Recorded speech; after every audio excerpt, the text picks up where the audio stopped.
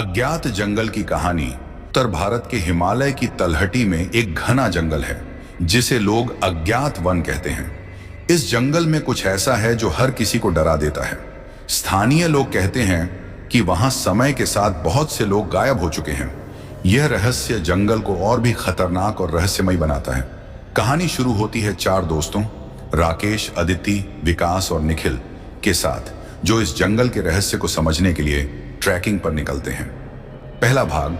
जंगल की ओर राकेश, अदिति, विकास और निखिल ट्रैकिंग के शौकीन थे।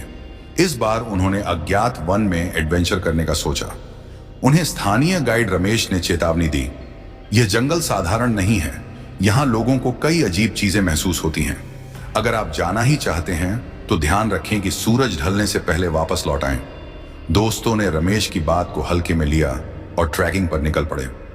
दूसरा भाग। जंगल का रहस्य। जंगल में प्रवेश करते ही दोस्तों को वहां की अजीब चुप्पी और ठंड महसूस होने लगी। पेड़ों के बीच से आती धीमी धीमी सरसराहट उन्हें बेचैन कर रही थी। चलते चलते उन्हें एक पुराना टूटा हुआ मंदिर दिखाई दिया। मंदिर के पास एक पत्थर की अजीब मूर्ति रखी थी जो किसी इंसान और जानवर के मिश्रण जैसी लग रही थी। अदिति मूर्ति के पास गई और उसे करीब से देखने लगी। तभी रमेश ने कहा, इस मूर्ति को मत छूना, यह शुभ नहीं है, इसे छोड़कर आगे बढ़ो। सभी ने रमेश की बात मान ली और वहां से आगे बढ़ गए। तीसरा भाग। जंगल की अनहोनी। थोड़ी दूर जाने के बाद दोस्तों को महसूस हुआ कि रमेश उनके साथ नहीं है। वे उसे पुकारने लगे लेकिन कोई जवाब नहीं आया। राकेश ने कहा, शायद वह आगे निकल गया होगा, हमें चलते रहना चाहिए। लेकिन जैसे जैसे वे आगे बढ़े उन्हें महसूस हुआ कि वे रास्ता भटक चुके हैं। सूरज धीरे धीरे ढल रहा था और जंगल का माहौल और डरावना होता जा रहा था। अचानक उन्हें पेड़ों के बीच से हल्की रोशनी दिखाई दी। वे उस ओर बढ़े, यह सोचकर कि वहां कोई उनकी मदद कर सकता है। चौथा भाग। रहस्यमयी झलकियां। रोशनी के पास पहुंचने पर उन्हें एक बड़ा पेड़ दिखा जिसके चारों ओर सफेद कपड़ों में लिपटे इंसानों के जैसे आकृतियां खड़ी थीं। वे कोई मंत्र जैसा गा रहे थे। विकास ने धीरे से कहा, ये कौन लोग हो सकते हैं, हमें इनसे बात करनी चाहिए। लेकिन जैसे ही आदित्य ने उन आकृतियों को पास से देखा वह घबरा गई। वह बोली, यहां से जल्दी चलो, ये लोग साधारण नहीं लगते। आकृतियों ने उनकी ओर देखा और उनकी आंखें अजीब तरीके से चमक रही थीं। दोस्तों ने डर के मारे वहां से भागना शुरू कर दिया। पांचवां भाग। अलगाव और डर। भागते समय चारों दोस्त अलग अलग दिशाओं में बिखर गए।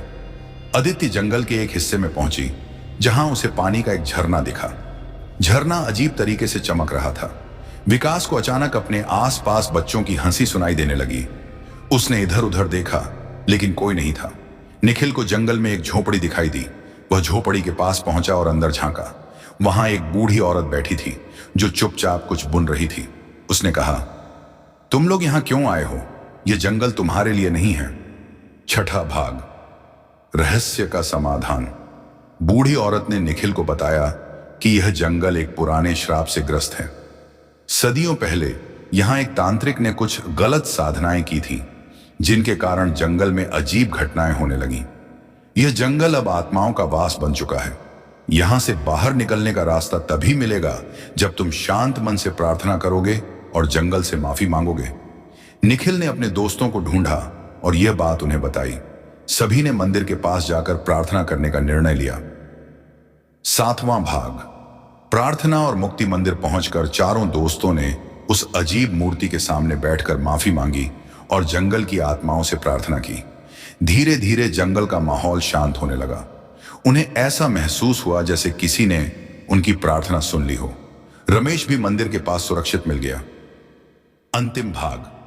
जंगल से बाहर। प्रार्थना के बाद रास्ता साफ हो गया। चारों दोस्तों और रमेश ने जल्द ही जंगल से बाहर निकलने का रास्ता ढूंढ लिया। बाहर निकलते ही उन्होंने महसूस किया कि यह अनुभव उनकी जिंदगी का सबसे डरावना और शिक्षाप्रद अनुभव था। राकेश ने कहा, शायद यह जंगल हमें यह सिखाने के लिए था कि हमें प्रकृति और इसके रहस्यों का सम्मान करना चाहिए। वे सभी उस जंगल की ओर आखिरी बार देखकर अपनी गाड़ियों की ओर बढ़ गए। निष्कर्ष। उस दिन के बाद दोस्तों ने कभी भी अज्ञात वन के बारे में किसी से चर्चा नहीं की, लेकिन उनके मन में एक सवाल हमेशा बना रहा, क्या वाकई जंगल उन्हें वापस जाने देना चाहता था, या वह अगली बार के लिए उनका इंतजार कर रहा था?